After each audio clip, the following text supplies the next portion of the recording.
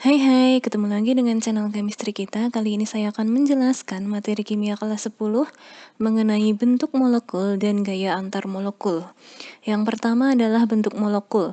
Ada dua konsep. Yang pertama berdasarkan teori domain elektron atau VCPR, yaitu teori tolakan elektron, dan yang kedua berdasarkan hibridisasi. Yang pertama berdasarkan teori domain elektron. Teori domain elektron adalah suatu cara untuk meramalkan bentuk molekul berdasarkan tolak-menolak elektron-elektron pada kulit luar atom pusat, di mana teori domain elektron ini juga disebut sebagai teori tolakan pasangan elektron atau VCPR. Domain elektron adalah suatu area dalam molekul yang ditempati oleh elektron. Nah, nanti dalam teori domain elektron kita akan mengenal AXNEM, di mana A di sini adalah atom pusatnya, Xn adalah jumlah PeI atau pasangan elektron ikatan, dan Em adalah jumlah PeB atau pasangan elektron bebas. Di mana untuk mencari jumlah PeB, rumusnya adalah jumlah elektron valensi atom pusat dikurangi Xn atau jumlah PeI-nya dibagi dengan 2. Nah, untuk bentuk molekul berdasarkan teori domain elektron ada beberapa. Jadi ini adalah rumus yang dari AX/EM itu tadi. Jadi kalau misal ada AX2 berarti bentuk molekulnya atau nama geometrinya adalah linear. AX3 berarti kan artinya di sini 3 ini melambangkan jumlah pasangan elektron ikatan, karena tidak ada E berarti jumlah pasangan elektron bebasnya adalah 0. AX3 itu nama geometrinya adalah segitiga planar. Yang ketiga ada AX2E. Di sini X-nya ada 2 berarti jumlah PeI-nya 2 dan E-nya 1 berarti jumlah PeB-nya 1. AX2E bentuknya adalah V. Contohnya adalah SO2 dan sebagainya. Sebagai contoh, soal yang pertama, senyawa kovalen X2Y terbentuk dari atom dengan nomor atom X dan Y berturut-turut adalah 17 dan 8. Bentuk molekul yang sesuai untuk senyawa kovalen tersebut adalah yang mana? Oke, kita tentukan konfigurasi dulu dari masing-masing atom. 17E kalau dikonfigurasikan menjadi 287, artinya X ini memiliki 7 elektron valensi, kemudian 8Y kalau dikonfigurasikan menjadi 26, dia memiliki 6 elektron valensi. Nah, kita tentukan atom pusatnya, X2Y, yang bertindak sebagai atom pusat adalah Y. Kenapa bisa Y? Karena atom pusat itu yang namanya pusat jumlahnya adalah 1. Di sini yang jumlahnya 1 adalah Y, berarti dia bertindak sebagai atom pusat. Saya tulis AP. Nah, berarti kan dengan kata lain, untuk AXNEM-nya, Xn tadi adalah jumlah pasangan elektron ikatan yang diikat oleh atom pusatnya. Nah, atom pusat Y ini mengikat 2X, artinya jumlah X-nya adalah 2. Jadi A, X, 2. Kemudian kita tinggal menentukan jumlah pasangan elektron bebasnya dengan rumus jumlah elektron valensi atom pusat dikurangi Xn dibagi 2. Tadi atom pusatnya adalah Y, elektron valensinya adalah 6, kemudian dikurangi Xn, Xn-nya ini ya 2, dibagi 2, 6 dikurangi 2, 4, 4 dibagi 2, 2. Berarti AX2, E2. Kita tinggal cocokkan dengan tabelnya bahwa AX2E2 ini bentuknya adalah planar bentuk V. Berarti nomor 1 jawabannya adalah pilihan yang C. Selanjutnya adalah hibridisasi. Hibridisasi adalah pencampuran orbital-orbital sehingga energi orbital menjadi setara. Pada proses hibridisasi ini, elektron-elektron dipromosikan dari satu orbital ke orbital lainnya. Setiap tipe hibridisasi orbital akan menggambarkan susunan ruang geometri dari senyawa atau molekulnya. Contohnya kita akan menentukan hibridisasi dari senyawa CH4, di mana nomor atom C adalah 6 dan nomor atom H adalah 1. Pertama kali kita akan mengkonfigurasikan atom pusatnya, tapi untuk hibridisasi, konfigurasinya harus konfigurasi yang berdasarkan diagram Aufbau, yang 1s2, 2s2, dan sebagainya. Di sini atom pusatnya adalah C ya, karena C yang jumlahnya 1. 6C kalau dikonfigurasikan menjadi 1s2, 2s2, dan 2p2. Di sini berhenti di sp, berarti akan saya gambarkan orbital dari kulit terluarnya. S ini punya 1 kamar dan P punya 3 kamar. Nah, di subkulit es ini punya 2 elektron, berarti saya gambar elektronnya, satu ke atas, kemudian satu ke bawah. Sedangkan di subkulit P ini elektronnya ada 2 ya, ini. Berarti 1, 2. Nah, atom pusat C ini mengikat H yang jumlahnya 4. Artinya saya butuh 4 kamar yang isi elektronnya masih sendiri-sendiri. Sementara di sini yang masih sendiri baru 2 kamar. Gimana caranya? Kita akan memindah elektron dari satu orbital ke orbital lainnya. Jadi ini yang arah ke bawah dari subkulit es itu akan saya promosikan atau saya pindah ke orbital kosong ini. Sehingga sekarang menjadi 1, 2, 3, 4. Nah, sudah ada 4 kamar yang sendiri-sendiri. Nanti di sini akan diisi oleh elektron dari 4 atom H. Jadi nanti masuk ke sini masing-masing. Ini dan sini. Sehingga di sini nanti di kulit S-nya ada 1 pasang, di kulit P-nya ada 3 pasang, sehingga rumusnya adalah sp3. Nah, untuk bentuk orbitalnya di sini ada 5. Jadi kalau hibridisasinya adalah sp3, bentuknya adalah tetrahedral. Contoh soal yang kedua, orbital hibrida yang digunakan oleh atom P dengan nomor atom 15 untuk berikatan dalam molekul PF3 adalah yang mana? Oke, di sini atom pusatnya adalah P ya. Berarti kita akan konfigurasikan 15P, kalau dikonfigurasikan akan menjadi Ne3S2 3P3. Di sini elektron valensinya atau elektron di kulit terluarnya adalah di 3S2 3P3. S punya 1 kamar, P punya 3 kamar. Di sini akan saya gambar elektron sesuai yang ada di masing-masing kulit. Di 3S ada 2 elektron, berarti 1 ke atas, 1 ke bawah.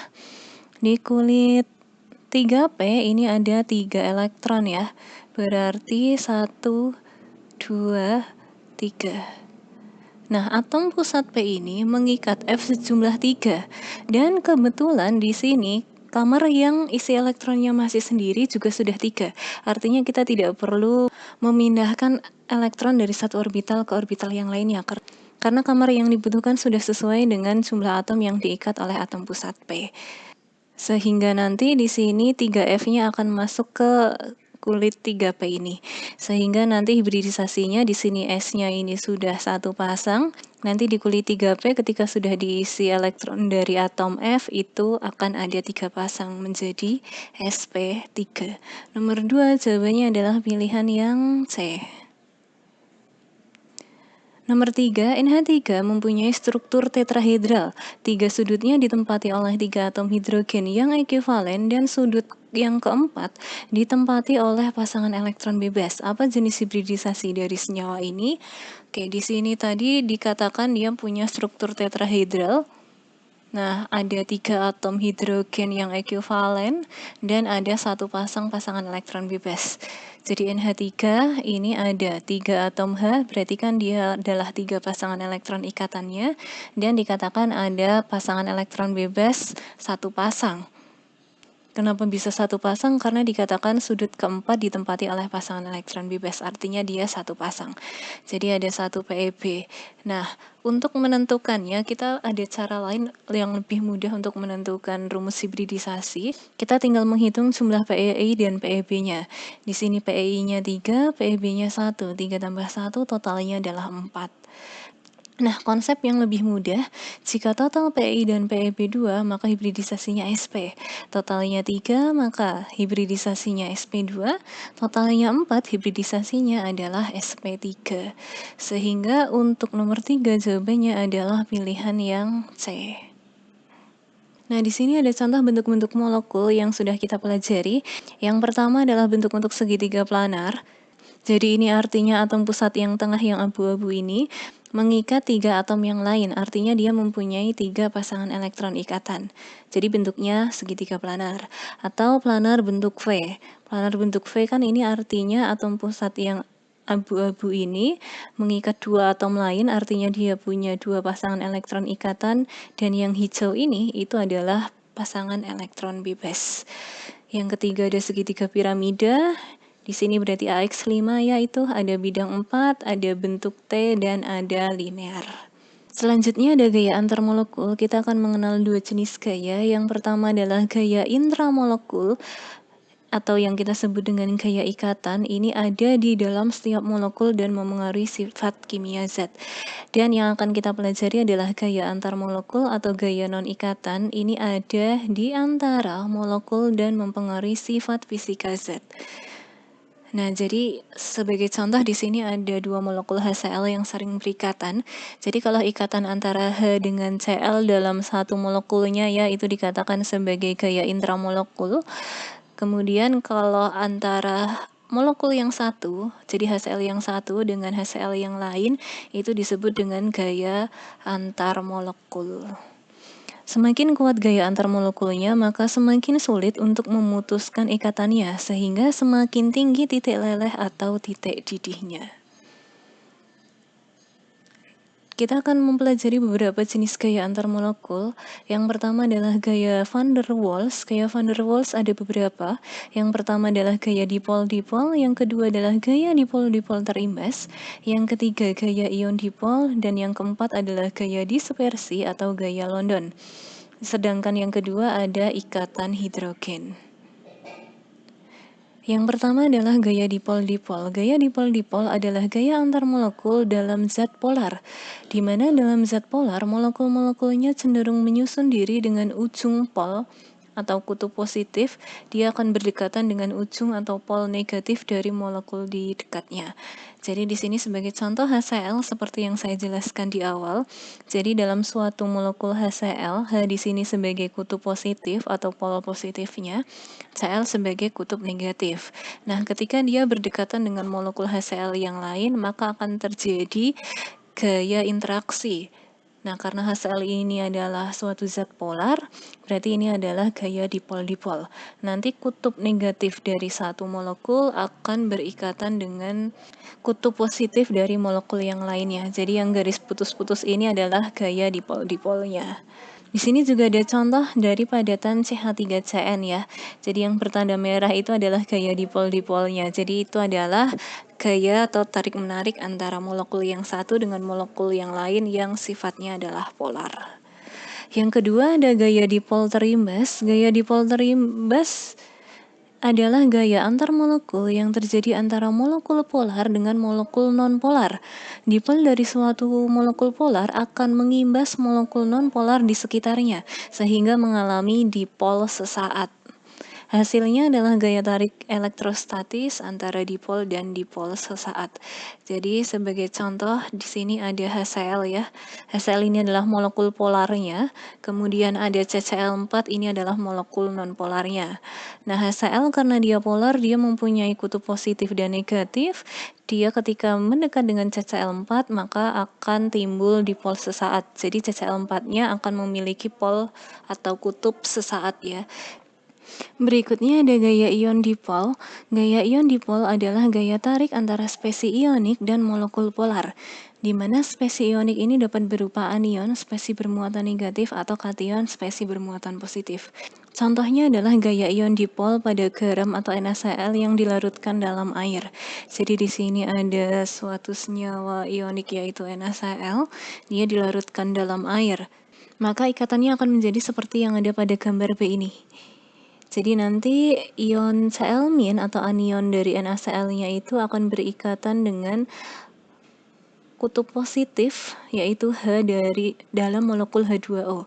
Sedangkan Na+- atau kationnya itu dia akan berikatan dengan kutub negatif dalam hal ini O dalam molekul H2O. Berdasarkan gambar tersebut, gaya ion dipol itu ada antara Na+ dan ujung negatif dari molekul H2O dan antara Cl- dan ujung positif dari molekul H2O seperti yang saya jelaskan tadi. Yang berikutnya ada gaya dispersi atau gaya London. Gaya London di sini adalah gaya tarik-menarik yang terjadi antara molekul dalam zat yang nonpolar. Jadi ini antara molekul nonpolar dengan molekul nonpolar yang lain. Jadi dalam suatu atom, elektron itu senantiasa bergerak dalam orbitalnya. Perpindahan elektron dari suatu daerah ke daerah lain menyebabkan suatu molekul yang nonpolar menjadi polar sesaat, sehingga terbentuk dipol sesaat. Contohnya ada pada molekul H2, O2, He, dan lain sebagainya. Jadi di sini untuk gambar A itu adalah distribusi fluktuasi acak elektron suatu atom helium membentuk dipol sesaat ya. Kemudian yang B, dipol sesaat atom helium akan menginduksi seketika dipol pada atom tetangganya, sehingga nanti dia akan membentuk kutub positif dan kutub negatif dan membentuk gaya London, tapi dia hanya sesaat. Jadi ini adalah atom yang elektronnya bergerak secara fluktuatif. Nah, tadi kan elektronnya berkumpul di kanan sehingga yang kanan ini menjadi kutub positif, yang kiri menjadi kutub positif secara sesaat. Nah, jadi kan di sini ada tadi ya yang sudah membentuk kutub. Nah, dipol sesaat pada molekul dapat mengimbas molekul di sekitarnya sehingga membentuk suatu dipol terimbas. Yang terakhir ada ikatan hidrogen. Ikatan hidrogen adalah suatu gaya antar molekul yang relatif kuat yang terdapat dalam senyawa hidrogen dengan unsur-unsur yang memiliki keelektronegatifan yang besar. Contohnya adalah fluorin, oksigen, dan nitrogen atau FON. Contohnya ada pada HF, H2O, dan NH3. Nah, di sini ada molekul H2O ya. H2O yang satu yang berikatan dengan molekul H2O yang lain. Jadi kutub negatif dari molekul H2O yang satu akan berikatan dengan kutub positif dari molekul H2O yang lain. Nah, ikatannya ini dinamakan dengan ikatan hidrogen dan ikatannya itu sangat kuat. Nah, sehingga suatu senyawa yang memiliki ikatan hidrogen, contohnya HF, H2O, dan NH3 tadi, itu titik didihnya akan sangat tinggi. Kenapa? Karena ikatan mereka itu sangat kuat dibandingkan dengan gaya antar molekul yang lainnya. Untuk membandingkan gaya antar molekul, urutan kekuatan gaya antar molekul yang paling kecil adalah gaya dispersi atau gaya London, kemudian gaya dipol-dipol, dan yang paling besar kekuatannya adalah ikatan hidrogen. Berikutnya kita ke contoh soal, pasangan-pasangan molekul berikut ini yang keduanya hanya memiliki gaya London atau dispersi adalah yang mana? Gaya London atau dispersi ini adalah gaya antar molekul yang nonpolar. Pilihan A ada CH4 dan O2. Nah, untuk mengetahui molekul nonpolar, itu kita tinggal gambar struktur Lewisnya ya. Yang namanya nonpolar nanti dia gambarnya simetris. CH4 kalau saya gambar seperti ini, nah atom pusat C ini kan mengikat 4 atom H dan dia simetris, berarti CH4 nonpolar. O2 juga bentuknya seperti yang ada pada gambar, dia simetris juga, berarti dia nonpolar. Sehingga kalau CH4 berikatan dengan O2, dia akan membentuk gaya London. Sehingga nomor 4 jawabannya adalah pilihan yang A. Nomor 5, diketahui beberapa molekul berikut ada H2O, HF, CH3OH, dan H2S. Senyawa berikut ini yang memiliki ikatan hidrogen adalah yang mana? Ingat, ikatan hidrogen adalah ikatan antara atom H dengan salah satu antara FO atau N. Yang nomor 1, oke, ada H dan dia ada O. Berarti ini jelas hidrogen. Nomor 2, ada H, ada F, hidrogen juga. Nomor 3, CH3OH, hanya ada ini. Nah, kemudian ada O juga, berarti bisa membentuk ikatan hidrogen. Sedangkan nomor 4 ada H, tapi di sini S. Nah, S-nya ini yang membuat dia menjadi tidak memiliki ikatan hidrogen. Sehingga yang ikatan hidrogen hanya nomor 1 sampai dengan nomor 3. Nomor 5 jawabannya adalah pilihan yang E. Oke, cukup sekian untuk pembahasan dari bab bentuk molekul dan gaya antar molekul. Jika ada yang mau ditanyakan, silahkan ditanyakan. See you.